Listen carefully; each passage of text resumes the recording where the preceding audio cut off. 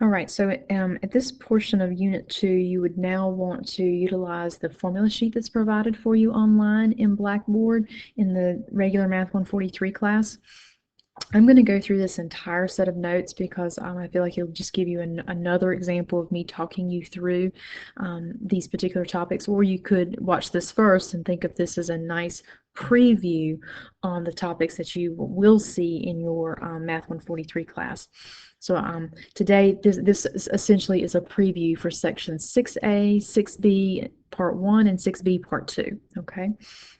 All right, so here at the top, we are looking at most common definitions for mean, median, mode, and range. These formulas, all of them except for mode, are on your formula sheet. The mean is just a fancy word for classic average, and hopefully you would recognize that the overall average of a set of data is just to add up how much you add up all the values and then divide by how many you have. On the formula sheet, you might see, you're going to see some fancy notation. It'll look like this: X with a line above it. It's read as X bar, and it will have another Greek symbol, and it's sigma, and it says the sum of all your x's, so the sum of all your data, divided by n, and n represents the number of data points. So just a little bit of fancy notation there, but when we say the mean, we're just talking about classic average. The median is the value in the middle of a set of data points. So on your formula sheet, it tells you that your median, it gives you the location, and that location is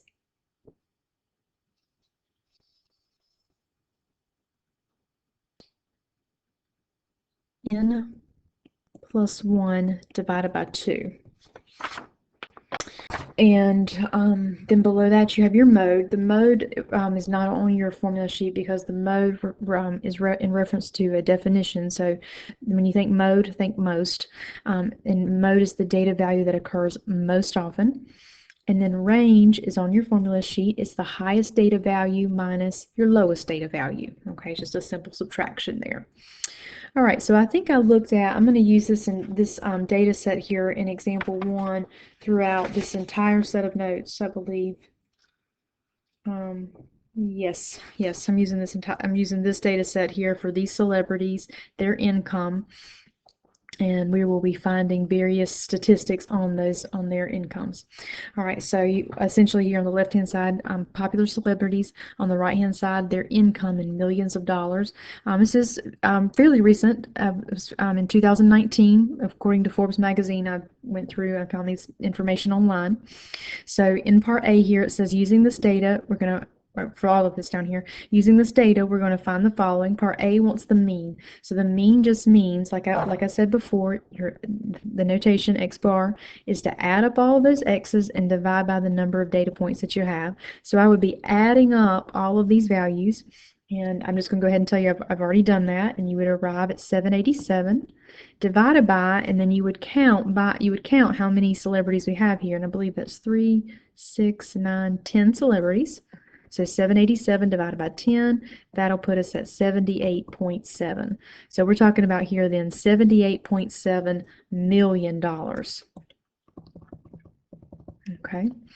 Part B wants the mode. Okay, the mode is the value that occurs most often. So we're looking you just kind of have to peruse here. We can see that I have an 89 that occurs twice. I have an 81 that occurs twice. If I had something in my list that occurred 3 times, that would just be my answer. Since these both tie for occurring twice, then I have 2 modes. I would say here that the answer is 81 million and 89 million. And I'm not going to write the million each time. You know that these answers are in terms of millions of dollars. Okay. Part C wants the median. So the very first thing when you calculate the medians is the median is the value in the middle of a set of data. The very first thing that you do is you need to put this data in order, and you can see here from the list that I gave you, this data is definitely not in order. So the very first thing I'll do then is to put that data in order. Let me make my pen a little bit smaller here. All right, so 38 million was the lowest income, and then it goes up to 43, 45, 64, 72, a couple of 81s, a couple of 89s, 185. Make sure I got my 10, 1, 2, 3, 4, 5, 6, 7, 8, 9, yes, 10 data points there. To find the median, like I said, your median is always noted by a capital M. Location formula on your formula sheet, it tells you the number of data points plus 1 divided by 2. So 10 plus 1, of course, is 11. 11 divided by 2 is 5.5. 5.5 is not the median itself, it's giving you the location. And so since this came out to be a decimal, that means I need to, 5.5 is between what two whole numbers? Well, 5.5 is between 5 and 6. So what that means then is I take the 5th and the 6th entries, add those together, and divide by 2. So I count over 1, 2, 3, 4. Here's the 5th one, here's the 6th one. So I'm taking, that's a little bit smaller again, 72 plus 81, adding those together and dividing by 2. I like to do this in 2 steps, so if I add those 2 together, I get 153 divided by 2, and that should put you at 76.5 million. So I'm going to insert that here, 76.5 million. That would be my median. I always tell you that if you have to average 2 values to find the median, then you need to insert that value. Make sure at that point that your data is even on both sides. So what I mean by that, after I've inserted this 76.5, notice how I have 1, 2, 3, 4, 5 data points below that, and 1, 2, 3, 4, 5 data points above that. You never, once you insert your median or you circle your median, you never want it to be lopsided. So final answer there would be $76.5 million would be your median. The way that you end up having to circle a median in your list is if after you divide by 2, you get a whole number. If you were to get a whole number right here and say it was just 5, oh, that tells me then that my median is the 5th number in my list and I don't have to do any of the work that you saw me do through here. Okay. I have examples of that in the class set of notes. Okay, and there, we might be able to see that in a few minutes whenever we'll be able to see that in a few minutes when we do quartiles. All right, scooting on over then to part D, it says find the range. So the range, as I mentioned before, and it's on your formula sheet, it's the highest earning income, which we see is 185, minus the lowest earning income, 38. So 185 minus 38 will put us at 147 million. That just tells us the discrepancy between the lowest earner and the highest earner. It doesn't tell us a whole lot, okay? Below that are a definition known as outliers. Outliers are data values that are much higher or much lower than the majority of the data. So the question I have underneath that, does this data set have a clear outlier? And I would say in this case, yes. I wouldn't call 38 an outlier because it's relatively close to 43. But when you come over here to the opposite end, there's a big difference between 89 million and 185 million. That's close to $100 million difference. So I would consider here that 185 million to be an outlier. Okay. All right, so hopefully that helps them with that first section in 6A, giving you another set of examples, like I said, or preview of that material. Below that will be, the next thing you will be looking at will be quartiles. And quartiles is another further way to break down your data and analyze it even further. Quartiles break your data set into 4 equal parts. So I'll give you a graphic here. So if you were to say we had our data set here and we had it all listed out, your median would cut the data in half. Q1 would be the median of the data below that initial median that you found, and Q3 would be the median of all of the data points above the original median. A lot of times some textbooks will refer to the median as Q2,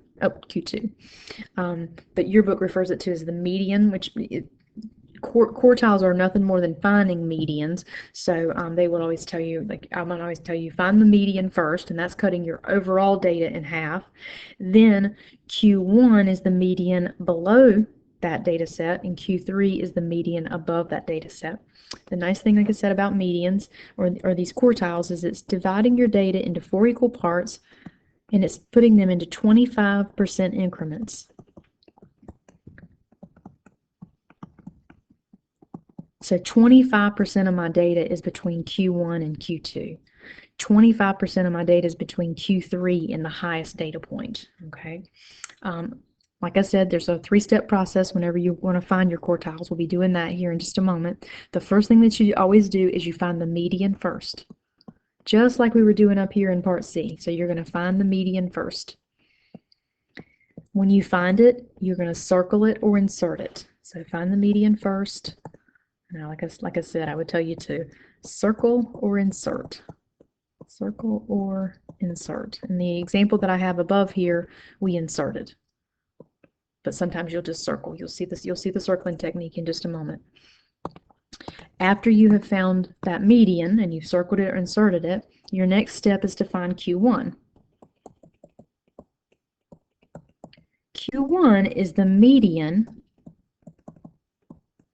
of the data below the median. I'm just going to use a capital M for our median. Okay, so it is the value that is cutting this portion here in half. After that, you're going to find Q3. Q3 is the median of the data above that original median that you found. So it is finding the median from the original median that you found to the top. Okay. Once you found Q1, its location, if it's in the, let's say for example, it's the third entry, Q3 is going to have the exact same location on the other side. Once you find Q1 and Q3, because they're medians, you're either going to circle or insert them as well, so that at the very end you can make sure that you have an equal number of data points between each of these three pieces here, between Q1, the median, and Q3, as well as between the lowest data point in Q1 and Q3 and the highest data point. Ultimately, where this leads us is into what's referred to as a 5-number summary, where you take those three quartiles that we'll find and you couple it with the lowest and highest data point, and then from there we will create what's referred to as a box and whisker plot.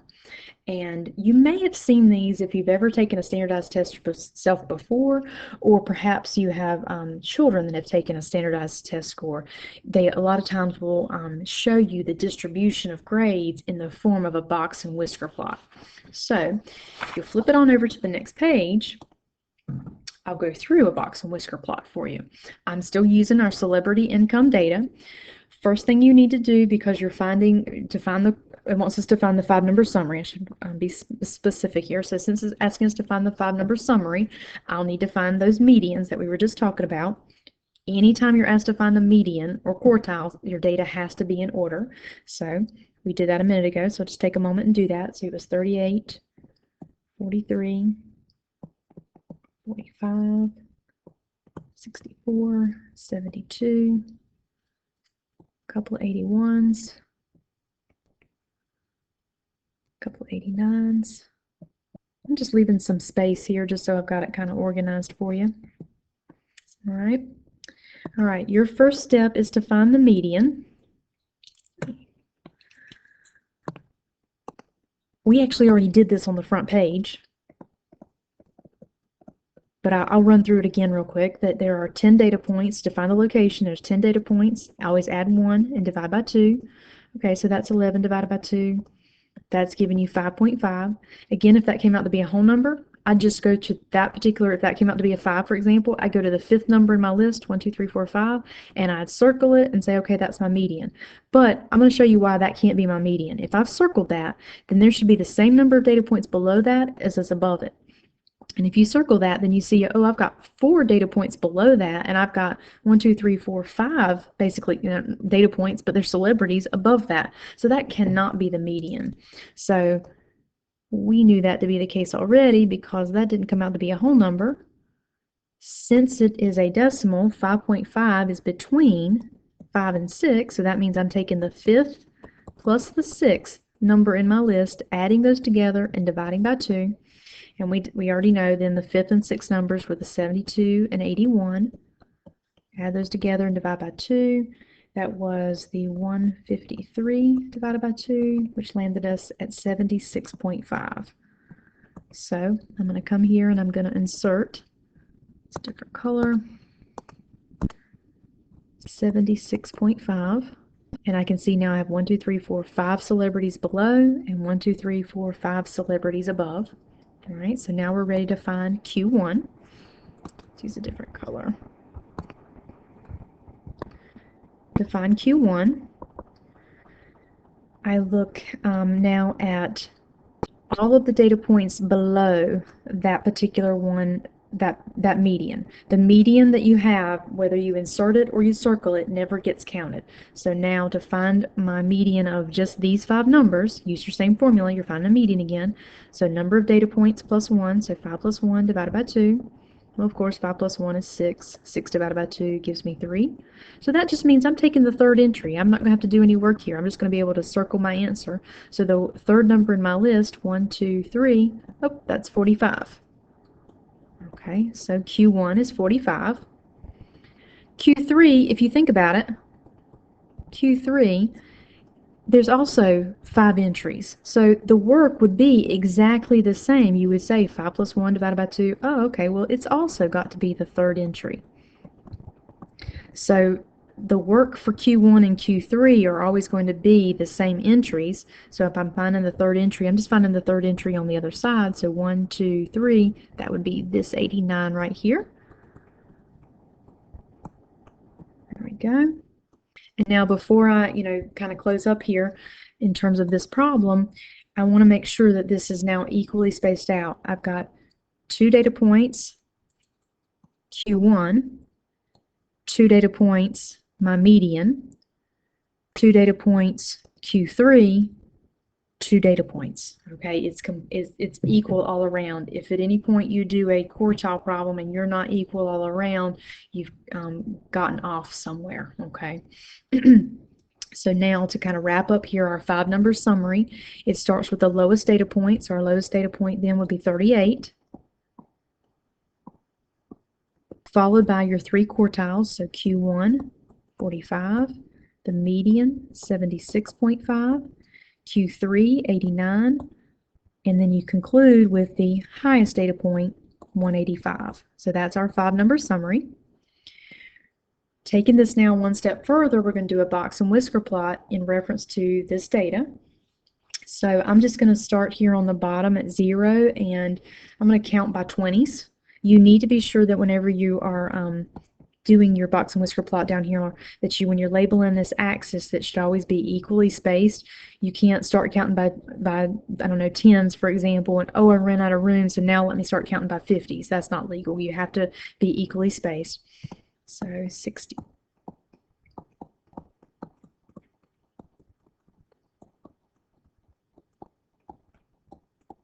I could keep going, but once I get to 200, I've gotten enough here. Be sure that you always label it. Okay, so that will give you full credit. So this is representing the celebrity income. Celebrity income. And we should put in here that this is in millions. All right, I always like to do the box part first, and the box part is formed by your quartiles. So 45. So we know halfway between 40 and 60 is 50, so 45 is going to err closer to here. 76.5, so going closer to 80. And then 89, be about in the middle there. And I'm going to box those in. I'm going to label that up here for you. That's Q1, your median, and Q3. And then the whiskers go out to the highest and lowest data point. So your lowest data point out here was 38. And your highest data point is 185. That's 185. This would be lowest and highest. Okay. So maybe now, when I first said box and whisker plots, you may not have known what I was referring to, but hopefully now when you see one, maybe you have seen one of these before. Now, just below that, we'll start talking about how data can be further characterized as left skewed, right skewed, or symmetric. When you say that your data is symmetric, that means it's equal on both sides. Equal on both sides. When you say that your data is left skewed, then that means the data trails off to the left. So data trails off to the left. And then when you say right skewed, that means your data trails off to the right.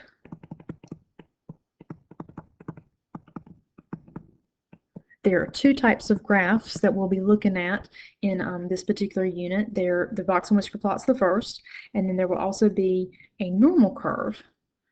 So I'm going to go ahead and give you some examples of your of all of these. So for example, for our symmetric data, we could say, okay, well, for a Box and Whisker plot, maybe it looks like this.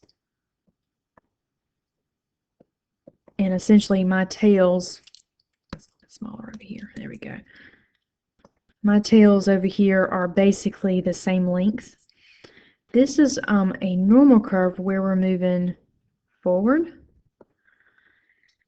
So this would be a symmetric graph because it would be equal on both sides. Probably a good example here of something of data that's symmetric would be average height of Americans.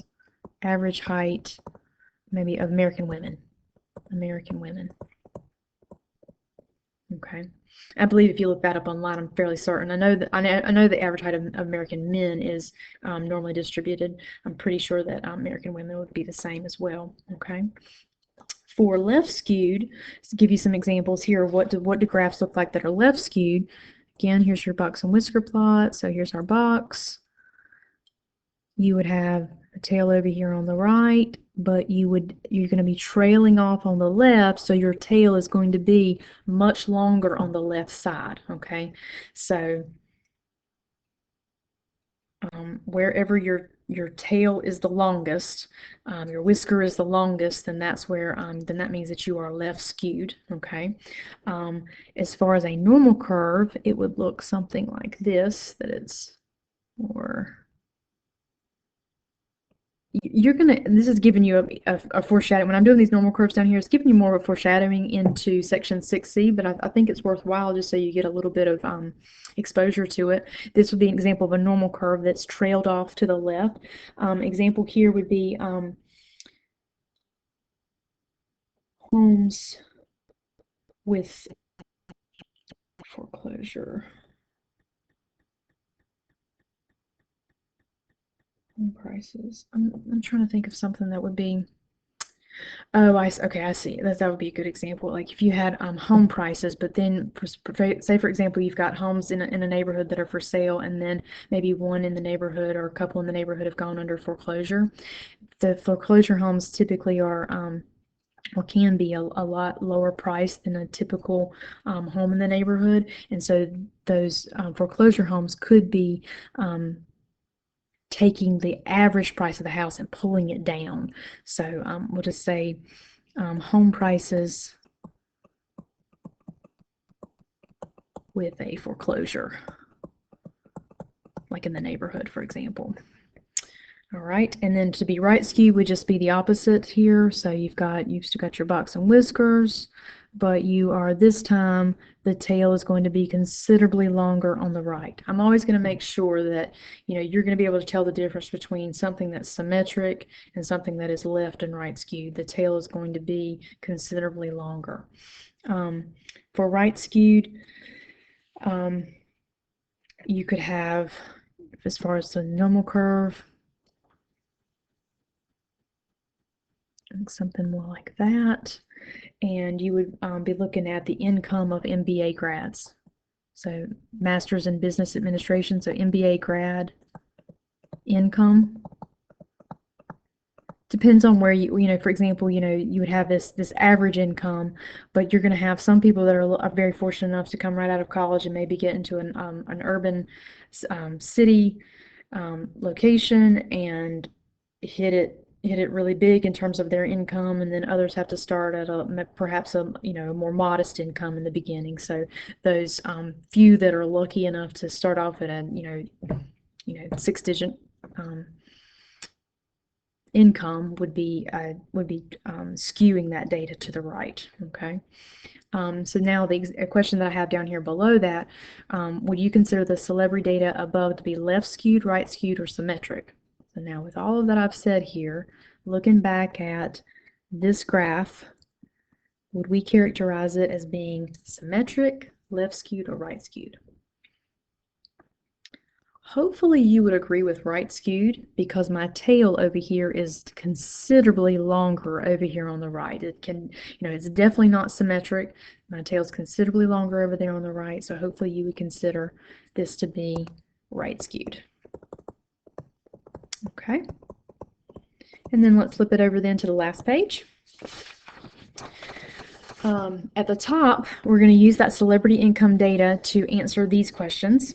So what I'm going to do here is, we know that celebrity income data that we have done just a minute ago with the quartiles put us into 25% increments. So I'm going to take a moment and I'm going to just illustrate that for you here, that using that 5-number summary. So our 5-number summary was that our box, and we had our whiskers out here like this, right? And so we had our lowest income, which was 38, Q1 was 45, 76.5, 89. Actually, I kind of goofed that, didn't I? It was actually more like this. There we go. Get a little bit more accurate here. 76.5, 89, and then this was 185 out here.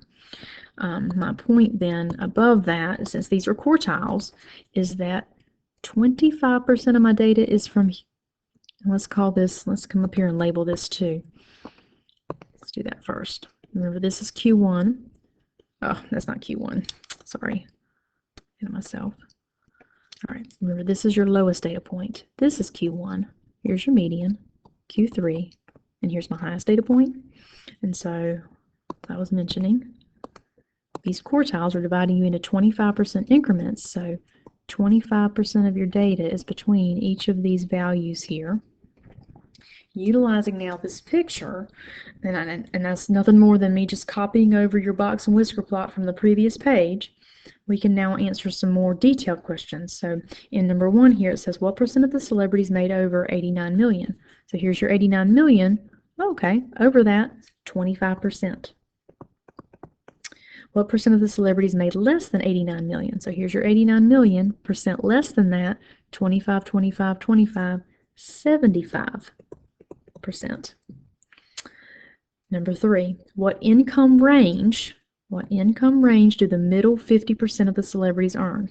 So your middle 50% will always be your box, right? Because here's your middle, 25% to the left, 25% to the right. So your box is always going to be bounded by Q1 and Q3. So that's going to be found by taking 89 minus 45, and that will actually just wants the income range. I misread that when I first read it. I was thinking of finding the range, but it wants the income range. So the income range would be between, I was thinking of the definition range. It would be between 45 and 89 million. Okay. In number 4, what percent of the celebrities make more than 45 million? So here's your 45 million. More than that, 25, 25, 25, 75%. In number 5, what percent of the celebrities earn between 45 and 76.5? So we agree with 25%. And then lastly, in number 6, what percent of the celebrities earn less than 76.5? 76.5 is right here in the middle. 25, 25, 50% would be below that. Okay. Let me know if you have any questions on that. You can always email me with a specific question about a specific problem, whether it's in the notes in the support class or the lab or the regular class. And the last thing that we'll look at in this section will be introduction into here standard deviation. Essentially, we've kind of moved from the least amount of information about your data into the most telling about your data. And standard deviation tells us the most about our data, and especially about the variation in our data. Standard deviation measures the variation around the mean, okay? So in other words, standard deviation measures how close or how consistent. That's the common word that you'll be using with standard deviation, is how consistent your data is. That's why standard deviation is so important, because standard deviation measures the consistency of your data. Data points that are really close together and have a small standard deviation means that the data is more consistent. But when your data points are spread further apart, you're going to have a larger standard deviation, meaning your data is less consistent.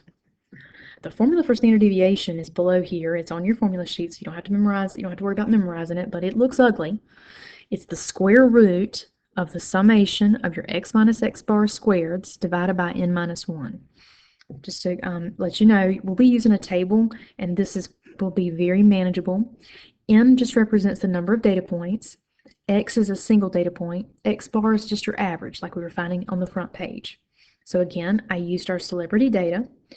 The very first thing that when you're trying to find standard deviation is you need to find x bar. So the very first thing you'll find is x bar. We did that on the front page. It was 78.7. That was your mean.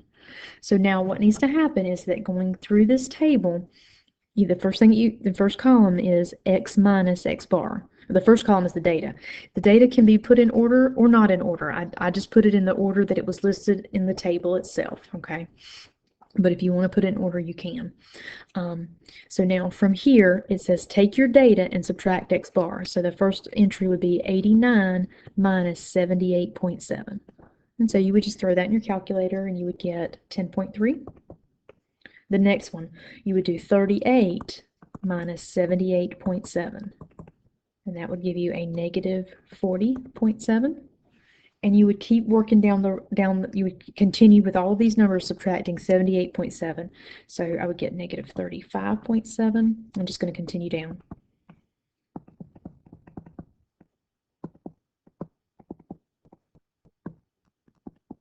It's a positive 2.3, 10.3.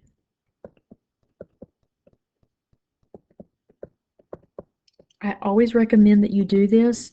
Add that column down, because if you don't get 0, you've done something wrong. You've subtracted. You maybe even found the mean wrong to begin with, okay? But after you add this column down, you should always arrive at 0, okay? That's a nice loose check for yourself, that if you don't get 0, you've done something wrong, and it kind of alerts you much quicker, much earlier in the problem. Now your next step is to take your x minus x bars and square them. Well, the nice thing about this is you've already found x minus x bar. That's all of these answers. So essentially, I'm taking all of the answers that I just found here and I'm squaring them. Now, think about this. Regardless of whether you take a positive number or a negative number and you square it, anytime you take a number like that and you square it, it always, always, always comes out to be positive. So personally, if I were you, I would not even bother to put these negatives in my calculator. So with that said, like for the first one, I would just type in 10.3, and then you either have a squared button or you have to hit the caret and then a 2, for example. And then that should put you at 106.09. And before, like I said, you might have a caret button, you might have a y to the x button, or an x to the y button that you have to hit in order to raise it to the second power. And some folks have just an x squared button that automatically you type in 10.3 and then you hit the x squared button and it's going to square it for you, okay? For this next one, like I said, for that negative 40.7, I would just type in my calculator 40.7 squared. And that's going to put you at 1656.49. If you're insistent upon putting the negative in your calculator, you must, regardless of what calculator you have to use parentheses. Because if you don't, your calculator will tell you that this is negative 1656.49. This column here should always be positive. always positive in this column. So if you get a negative in this column, you've done something wrong, okay?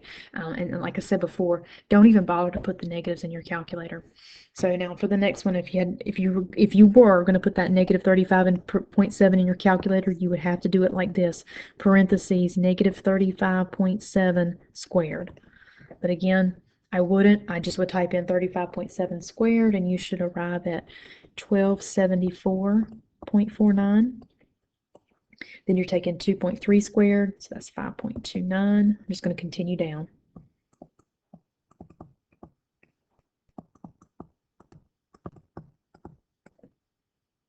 5.29.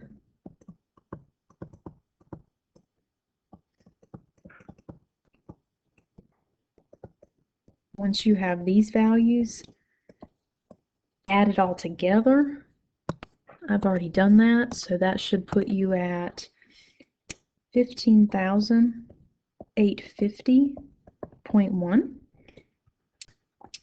Now we are ready to find our standard deviation. So our standard deviation formula, as I mentioned before, you've got the square root of your x minus x bars, all squared, is the summation of that, all divided by n minus 1. The nice thing about this, like I said, it looks ugly, but that top piece there, that's the summation of your x minus x bar squared, you've actually already found that. That was this last entry here in the table. So I have now the square root of that 15,850.1 divided by n, that's the number of data points. Well, we know that there's 10 celebrities, minus 1. What I'd recommend that you do then in terms of your calculator, I would put in my calculator the square root of 15,850.1 divided by 9. And once you do that, that should land you at 41.97 million. So that's a lot of discrepancy in that particular data set. You know, if you had gotten, like, for example, 3 to 5 million, that's fairly consistent data. I mean, I know there's a big difference for, you know, for us in terms of 3 to 5 million, but, you know, probably not so much for celebrities. But 42 million, that's starting to get quite a bit of discrepancy there. So I would say that this data set here has a lot of variation to it. So that's what we're going to be looking at in terms of standard deviation, is this value here, how large or how small it is, in terms of then determining whether your data is consistent or more or less consistent. Okay. All right. I hope this helps. Let me know if you need anything. Thanks a lot. Bye.